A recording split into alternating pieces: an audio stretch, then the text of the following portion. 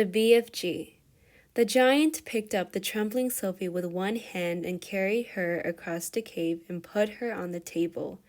Now he really is going to eat me, Sophie thought. The giant sat down and stared hard at Sophie. He had truly enormous ears. Each one was as big as the wheel of a truck, and he seemed to be able to move them inwards and outwards from his head as he wished. "I is hungry," the giant boomed. He grinned, showing massive square teeth. The teeth were very white and very squared, and they sat in his mouth like huge slices of white bread. "Please don't eat me," Sophie stammered. The giant let out a bellow of laughter.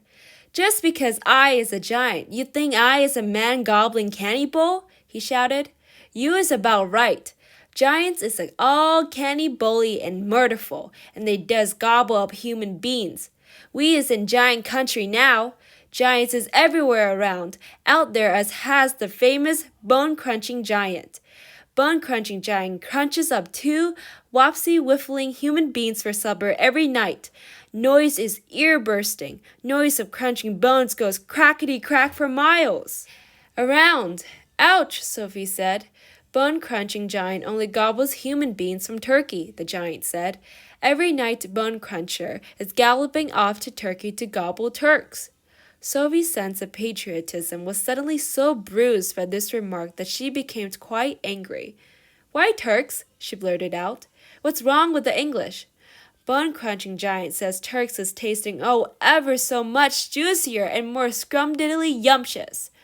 Bone Cruncher says Turkish human beings has a glamourly flavor. He said Turks from Turkeys is tasting of Turkey." "I suppose they would," Sophie said. "Of course they would," the giant shouted. "Every human being is diddly and different. Some is scrum-diddly-yumptious, and some is ucky slush. Greeks is all full of ucky slush. No giant is eating Greeks. Ever." "Why not?" Sophie asked. "Greeks from Greece is all tasting greasy," the giant said. "I imagine that's possible too," Sophie said. She was wondering with a bit of a tremble what all this talking about eating people was leading up to. Whatever happened, she simply must play along with this peculiar giant and smile at his jokes. But were they jokes? Perhaps the great brute was just working up an appetite by talking about food. "As I am saying," the giant went on, "all human beings is having different flavors. Human beings from Panama is tasting very strong of hats." "Why hats?" Sophie said. "You is not very clever," the giant said, moving his great ears in and out. "I thought all human beings is full of brains, but your head is emptier than a bung dongle." "Do you like vegetables?" Sophie asked, hoping to steer the conversation towards a slightly less dangerous kind of food. "You is trying to change the subject," the giant said sternly.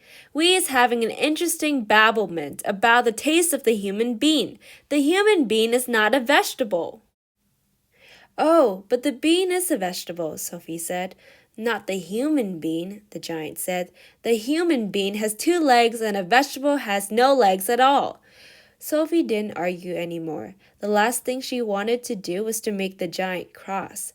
"The human bean," the giant went on, "is coming in dillions of different flavors. For instance, human beans from Wales is tasting very whooshy of fish. There is something very fishy about Wales." "You mean whales?" Sophie said. "Wales is something quite different." "Wales is Wales," the giant said. "Don't gobble funk around with words. I would now give you another example. Human beings from Jersey has the most disgustable woolly tickle on the tongue," the giant said. "Human beings from Jersey is tasting of cardigans." "You mean jerseys?" Sophie said. "You're once again gobble-funking," the giant shouted. "Don't do it. This is a serious and snitching subject. May I continue?" "Please do," Sophie said. "Danes from Denmark is tasting ever so much of dogs," the giant went on. "Of course," Sophie said. "They taste of Great Danes." "Wrong!" cried the giant, slapping his thigh. "Danes from Denmark is tasting doggy because they is tasting of Labradors." "Then what do the people of Labrador taste of?" Sophie asked. "Danes," the giant cried triumphantly. "Great Danes." "Aren't you getting a bit mixed up?" Sophie said.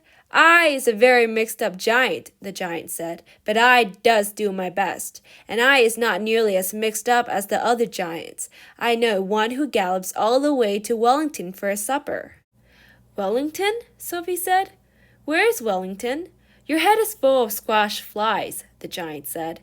Wellington is in New Zealand. The human beings in Wellington has an especially scrum-diddly-yumptious taste, so says the welly-eating giant. What do the people of Wellington taste of? Sophie asked. Boots, the giant said. Of course, Sophie said. I should have known. Sophie decided that this conversation had now gone on long enough. If she was going to be eaten, she'd rather get it over and done with right away than be kept hanging around any more. What sorts of human beings do you eat? She asked, trembling. Me, shouted the giant, his mighty voice making the glass jars rattle on their shelves. Me gobbling up human beings? This I never. The others, yes, all the others is gobbling them up every night, but not me. I is the freaky giant. I is the nice and jumbly giant. I is the only nice and jumbly giant in giant country. I is the big friendly giant. I is the BFG. What is your name? My name is Sophie, Sophie said, hardly daring to believe the good news she had just heard.